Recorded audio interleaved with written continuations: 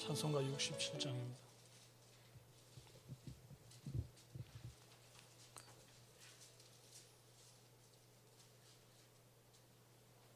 영광의 왕께 다 경배하며 그 크신 사랑 늘 찬송하라. 예부터 영원히 참방패시니 그 영광의 주를 다 찬송하라. 능력과 은혜 다 찬송하라. 그 옷은 햇빛 그 집은 궁창 큰 노래 소리로 주노하시고 폭풍의 날개로 달려가신다. 아름답고 놀라운 일이 가득한 이 땅 다 주의 조화. 그 힘찬 명령에 더 잡히나니 저 푸른 바다는 옷자락이라.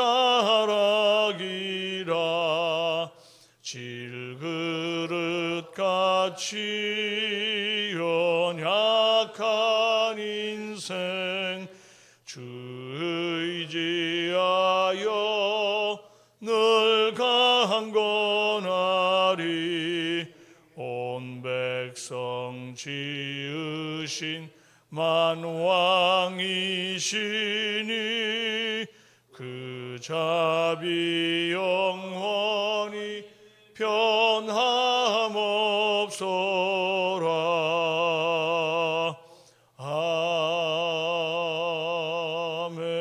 아멘. 신앙 고백드립니다. 나는 전능하신 아버지 하나님 천지의 창조주를 믿습니다.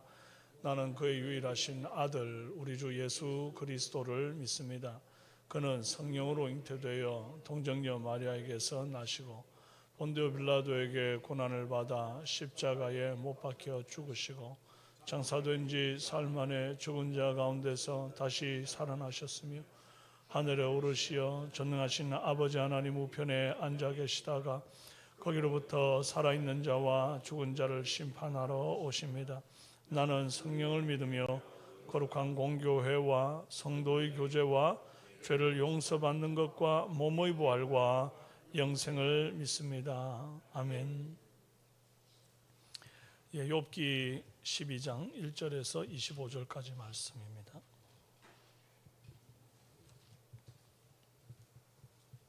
욥기 12장 1절에서 25절.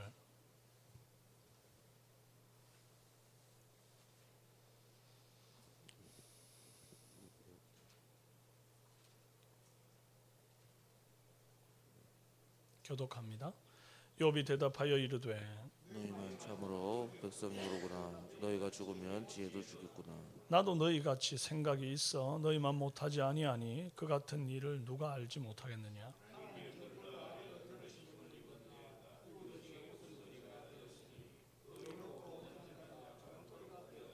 편한 자의 마음은 재앙을 멸시하나 재앙이 실족하는 자를 기다리는구나. 강도의 장막은 형통하고 하나님을 진노하게 하는 자는 평안하였느니 그 손에 보여주십니다. 이제 모든 짐승에게 물어보라. 그것들이 내게 가르치리라. 공중의 새에게 물어보라. 그것들이 또한 내게 말하리라.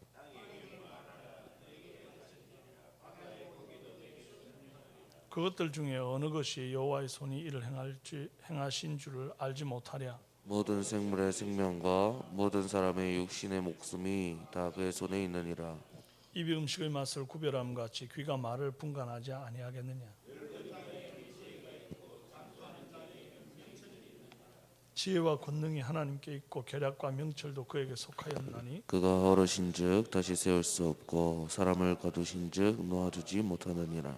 그가 물을 막으신즉 곧 마르고 물을 보내신즉 곧 땅을 뒤집나니 능력과 지혜가 그에게 있고 속은 자와 속이는 자가 다 그에게 속하였으므로 모사를 벌거벗겨 끌어가시며 재판장을 어리석은 자가 되게 하시며 왕들이 민 것을 풀어 그들의 허리를 동이시며 제사장들을 벌거벗겨 끌고 가시고 권력 있는 자를 넘어뜨리시며 충성된 사람들의 말을 물러치시며 늙은 자들의 판단을 빼앗으시며 귀인들에게 멸시를 쏟으시며 강한 자의 띠를 푸시며 어두운 가운데에서 은밀한 것을 드러내시며 죽음의 그늘을 광명한 대로 나오게 하시며 민족들을 커지게도 하시고 다시 멸하시기도 하시며 민족들을 널리 퍼지게도 하시고 다시 끌려가게도 하시며 만민의 어두운 머리들의 총명을 빼앗으시고 그들을 길 없는 거친들에서 방황하게 하시며 함께요.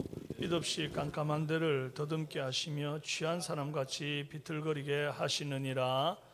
아멘. 반갑습니다. 오늘은 능력과 지혜가 그에게 있고라는 제목으로 은혜 나눕니다. 인생의 희노애락을 단순한 원리로 정의할 수만 있다면 참 쉽고 편할 것 같습니다. 인생이 너무 해석되지 않는 것 때문에 끙끙대지 않을 수 있고 참 좋을 것 같아요. 하지만 인생사가 그렇게 간단히 설명되거나 정리가 되지 않습니다. 숱한 관계와 이해가 얽혀서 다양한 해석을 낳게 되어 있죠. 똑같은 상황이라도 이쪽에서 바라보면 충분히 이해가 되고 저쪽에서 바라보면 또 납득이 안 되기도 합니다. 누구도 절대적이지가 않습니다. 그래서 절대적인 진리가 없다는 말은 아닙니다. 하지만 개개인의 경험과 단편적인 지식을 절대적 진리인 것처럼 강화해서 말해서는 안 된다 하는 거예요. 욥이 보기에 소발이나 다른 친구들은 자신들만 지혜로운 것처럼 욥이 자기보다 지혜롭지 못한 것처럼 막 충고를 쏟아냈어요.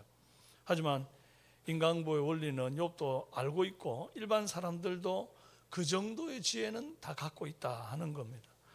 그래서 인간보로는 설명되지 않는 인생의 원리를 이제 예로 하나 들어 설명하기를 6절에 강도의 장막은 형통하고 하나님을 진노하게 하는 자는 평안하니 하나님이 그의 손에 후히 주심이라. 원래 인간보대로라면 강도에게는 형통이 따를 수가 없죠. 정당한 심판과 고통이 따라야 합니다. 그런데 강도 같은 사람이 죄를 범해서 하나님을 진노하게 하는 중에도 보면은 평안하게 사는 사람들이 있습니다. 살인을 했는데 안 들켜요. 2차 살인, 3차 살인, 그래서 막 연쇄살인을 하고도 잘 먹고 잘 살고 있는 사람들이 있단 말이죠. 또 엄청난 사기를 쳐서 약자들의 고열을 빨아 떵떵거리는 사람들이 요즘 뉴스에 얼마나 많이 나옵니까? 주택 사기 이래 가지고 말이죠. 그런데 뉴스에 나오는 몇몇 들킨 죄인들 빼면 안 들키고 그런 나쁜 짓 하면서 잘 먹고 잘 살고 있는 사람들이 있다는 거예요. 그들이 평안한 것은 무슨 연고냐? 하나님이 그의 손에 후히 주신 것은 뭐로 설명할래? 이건 마치 하나님의 공의와 정의 시스템이 만약에 시스템으로 돌아가는 것이라면, 마이크 소리 볼륨 좀 줄여주세요. 하울링이 계속 도네요. 공의와 정의 시스템이 고장난 것처럼 보이는 거 아니냐 그 말입니다. 인간보로 설명이 안 되지 않느냐. 이것처럼 정직하고 의롭고 악을 멀리하며 산 내가 고통을 겪는 것 또한 설명 불가한 일이다 그 말입니다. 그러니까 악인이 잘 사는 것도 이거 해석을 너 못하지 않니? 똑같이 의인이 고통받는 것도 이걸 다 악해서 고통받는 거라고 말하는 너희들의 말들이 지금 잘못되었지 않냐 그 말인 거예요. 여러분, 세상이 왜 이렇게 모순됩니까? 지금 욥이 말하는 것처럼 악인이 잘 먹고 잘 살고 의인이 고통받는 세상, 이 세상이 죄로 인해서 타락과 부패로 물들어 있기 때문입니다. 나라마다 법 없는 나라가 없죠. 법이 있고 법대로 살면 정의와 공의가 실현될 것 같은데 왜 좋은 세상이 되지 못합니까? 법이 있는데도 이 타락한 사람이 그 법을 지킬 수 있는 능력이 상실되었기 때문입니다. 그리고 심지어 죄인들은 그 법망을 피해서 더 큰 이익을 누릴 길들을 찾기 때문이에요. 이 땅은 들킨 죄인들만 심판하는 세상입니다. 그래서 법은 정죄의 수단 가운데 가장 수준이 낮은 겁니다. 그 법 위에 양심이 있어요. 법으로도 정죄하지는 못해도 양심이 찔려가지고 더 이상 죄를 짓지 못하게 만드는 힘, 그게 있고요. 그 위에 하나님의 말씀이 또한 있습니다. 그래서 똑똑한 범죄자들은 안 들키고 이제 큰 죄를 계속해서 짓는 그런 불합리를 우리는 보는 겁니다. 우리는 그렇기 때문에 이 하나님의 나라를 더욱 대망해야 합니다. 그날에 하나님이 임하시는 그 완전한 날에 행위대로 심판하실 것이기 때문에 그래요. 하나님의 공의의 심판이 완전히 시행될 것입니다. 들키지 않은 죄인들을 다 찾아내어서 하나님이 이 땅에 억울하게 고난받던 자들의 눈물을 닦아주시고 그들의 고통을 신원하여 주는 날이 올 겁니다. 그래서 우리는 주님 오심을 대망하는 겁니다.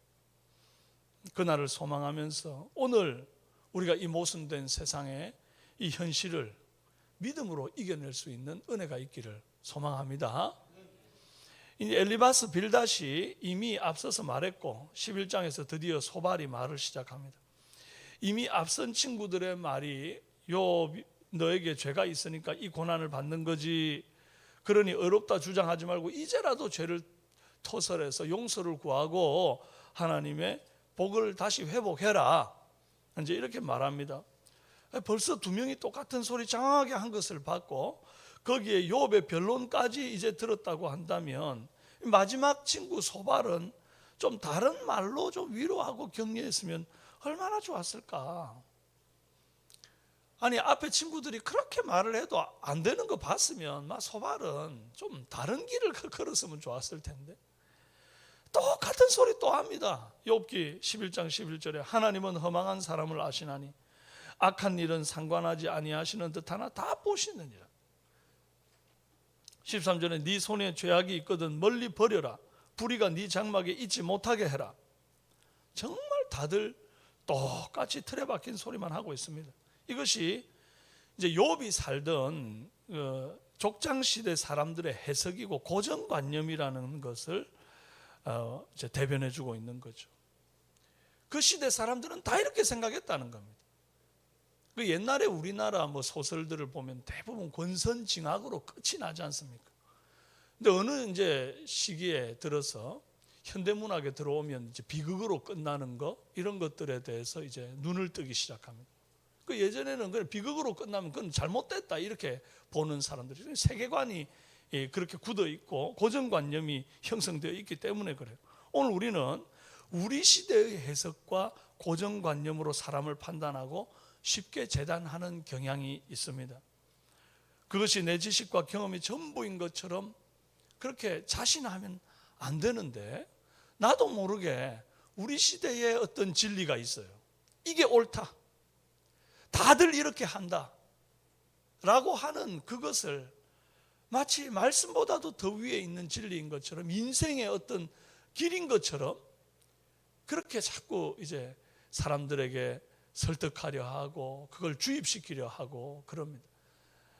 특히 그런 자리에 있는 사람들이 이제 어린 학생들을 가리키는 교사가 자기 생각과 자기 철학을 굽히지 않고 계속 그것들을 이제 강의 속에 녹여낸다거나, 목회자가 또 그럴 수 있는 위험성이 있고, 또 부모가 자식들에게 너 이렇게 살아야 돼, 요즘 세상이 어떤 세상인데, 그러면서 계속 이렇게 고정관념을 주입해 가는 경향들이 있습니다. 그렇게 되면 정말 진리가 아닌 것을 마치 진리인 것처럼 붙들게 되는 우를 범하게 되는 것이죠.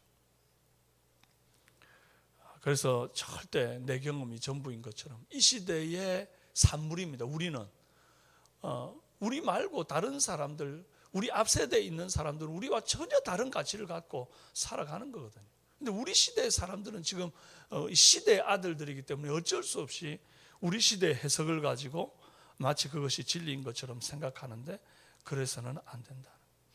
욥은 인생의 흥망성쇠가 어떤 법칙에 따르지 않고 하나님의 주권에 달렸고 그 주권적 섭리를 피조물이 다 이해할 수 없다는 사실을 거듭거듭 강조를 합니다. 17절에 모사를 벌거벗겨 끌고 가신다 그래요. 모사는 직업적으로 하는 일이 승리를 위해서 계책을 짜는 사람 아닙니까? 제갈공명 같은 사람들, 이런 사람들 웬만해서는 안 지거든요. 바둑을 둬도요 절대 안 지는 프로 같은 사람들입니다. 이 사람들이 최고의 수를 놓았지만 패배하여 끌려가는 일이 있는 것은 이 모사의 지략이 부족한 탓이 아니라 하나님의 섭리가 개입되어 있기 때문이다 그 말입니다. 재판장을 어리석은 자가 되게 하신다 그럽니다. 여러분, 세상의 수많은 법률과 판례를 알고 그것을 또 개개인의 상황에 맞춰서 적용하고 옳고 그름을 가려내는 사람이 재판장이에요. 지혜로운 사람 중에 지혜로운 사람이 재판장일 텐데 그 재판장조차도 어리석은 자가 되어서 감옥에 가는 일이 있다. 또 18절에 왕들이 맹 것을 풀어 그들의 허리에 동이시며, 왕들은 다른 사람을 묶어서 생사 여탈을 주관할 수 있는 사람이지 그런 최고의 권력자이지 자기가 묶여가지고 누구한테 이리 끌리고 저리 끌리는 사람이 아니란 말이죠. 그런데도 놀랍게 왕이 묶여 끌려가는 일들도 있더라는 겁니다. 우리가 잘 아는 이스라엘의 역사에도 이 여호야김, 시드기야 같은 왕은 실제로 포로로 매여서 바벨론에 잡혀가잖아요. 한마디로 세상 일 모르는 것이다. 다 예측할 수 없고 내 바람대로 흘러가지 않는다 그 말입니다. 한마디로 우리는 25절 말씀과 같이 다 삐없이 깜깜한 데를 더듬어 취한 사람같이 비틀거리며 살아가는 사람들이다 그 말입니다. 그래서 소경이 소경을 인도함 같다. 이런 자들에게 필요한 게 뭡니까? 깜깜한 데를 더듬어 취한 사람같이 비틀거리는 사람한테 필요한 거 두 가지입니다. 일단 빛이 있어야 돼요. 그게 아니라면 바르게 나를 인도해 줄 수 있는 인도자가 있어야 합니다. 누가 참된 길 안내자고 누가 밤의 빛이 될 것입니까? 이사야서 49장 10절에 그들이 줄이거나 목마르지 아니할 것이며 더위와 볕이 그들을 상하지 아니하리니 이는 그들을 긍휼히 여기는 이가 그들을 이끌되 샘물 근원으로 인도할 것임이니라. 아멘. 여러분, 우리 이 땅, 이 세상은요 절대 법으로도 명쾌하게 해석되지 못하고 또 이것이 진리다 말하는 어떤 개념이나 고정관념이나 그 시대적인 어떤 철학적 산물이 절대 세상을 바르게 정의할 수도 없는 그런 곳을 우리가 삽니다. 이게 정말 목마를 수밖에 없습니다. 뭘 해도 명쾌하지가 않습니다. 세상 돌아가는 거 보면 해석이 완벽하게 잘 안 됩니다. 어째서 저 이스라엘의 사람들이 저렇게 죽어나가고 하마스들이 저렇게 죽고 또 그런데 그 사이에 난민들은 무슨 죄가 있어서 저렇게 죽어나가는지, 또 요즘 화산은 또 얼마나 터져가지고 막 각 나라마다 막 화산이 터져서 그 주위에서 수많은 사람들이 지금 죽어나가고 삶의 터전을 잃어서 다 그냥 피난을 떠나 있고, 왜 그 사람들에게는 그런 일들이 일어나는지, 그들 가운데 크리스찬이 없어서 그런 건지 다 해석이 안 된단 말이에요. 컬컬합니다. 이 세상에 바르게 나를 좀 인도해 줄 빛이 필요하고 인도자가 필요한데 누가 그 일을 하는가? 시편 119편 105절에도 이렇게 말씀합니다. 주의 말씀은 내 발의 등이요 내 길의 빛이니이다.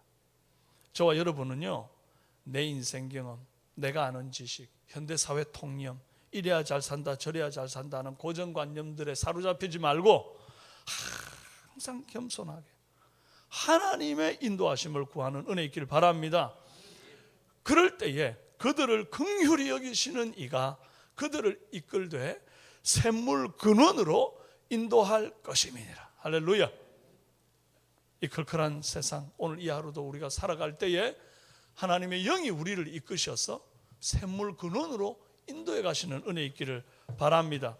오늘 특별히 또 수능을 칠 우리 고3 학생들 지금 벌써 이제 새벽부터 일어나서 준비를 하고 있을 것 같은데요, 그들을 하나님께서 바르게 인도하셔서 그동안 열심히 갈고 닦은 실력들 정직하게 잘 하나님 앞에서 풀어낼 수 있게 해달라고 기도해 주시고, 그들의 꿈과 비전들을 열어갈 수 있도록 그렇게 또 기도하는 오늘 이 시간이 됐으면 좋겠습니다. 잠깐 한번 제가 먼저 기도하겠습니다. 살아계신 아버지 하나님 감사합니다. 오늘 귀한 날 우리에게 주셨습니다. 하나님, 세상을 해석하는 것이 절대 단편적으로 되어지지 못하고 하나님의 놀라운 은혜와 섭리, 하나님의 계획하심이 있고 무엇보다 주님이 이끄시고 인도하실 때에 바른 셈의 근원으로 우리가 도달하게 됨을 믿습니다. 해석되지 못하는 세상 속에 인간적인 원리로 풀어가지 말고 말씀의 뜻과 말씀의 빛으로 안내받을 수 있도록 역사하여 주시옵소서. 오늘 특별히 수능을 치는 우리 고3들 붙잡아 주시옵소서. 지혜를 주시옵소서. 믿고 감사드렸고 예수님의 이름으로 기도합니다. 아멘. 하늘에 계신 우리 아버지, 아버지의 이름을 거룩하게 하시며 아버지의 나라가 오게 하시며 아버지의 뜻이 하늘에서와 같이 땅에서도 이루어지게 하소서.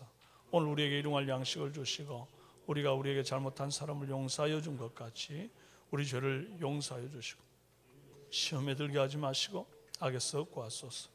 나라와 권능과 영광이 영원히 아버지의 것입니다. 아멘. 네, 오늘은 나라와 한국교회를 위해서 우리 대구 성시화를 위해서 기도하는 날입니다. 대구 대통령과 위정자들을 위해서 꼭 기도해 주시고 정치가 안정되고 경제가 성장하는 나라 되도록 이제 갈수록 물가가 막 올라가고 참 서민들이 더 살기가 퍽퍽해져 가는 중입니다. 하나님께서 은혜 베풀어 달라고 기도해 주시고 북한의 독재 정권이 하루속히 무너지게 하시고 북한이 요즘 막 러시아로 미사일 팔고 막 여러 가지 또 일어나는 일들이 심상치 않은데 하나님 저 악한 정권이 무너지게 하시고 압제당하는 북한 시민들이 정말 참 그들도 자유를 누리고 무엇보다 좀 지하교회가 회복되어서 예수 그리스도를 영접하는 은혜가 있도록 위해서 기도해 주시고 한국교회 제2의 부흥운동이 일어나도록 오늘 특별히 목요 전도팀들을 통해서 죽어가는 영혼들이 구원을 하면 얻도록 위하여 기도해 주시기를 바랍니다. 고3들을 위해서 기도해 주시고요. 또 남아있는 취업과 또 여러 가지 준비를 하는 학생들을 위해서 또 기도해 주시기를 바랍니다. 이 시간 주여 한번 부르짖고 기도하시다가 자유롭게 돌아가시도록 기도합니다. 주여!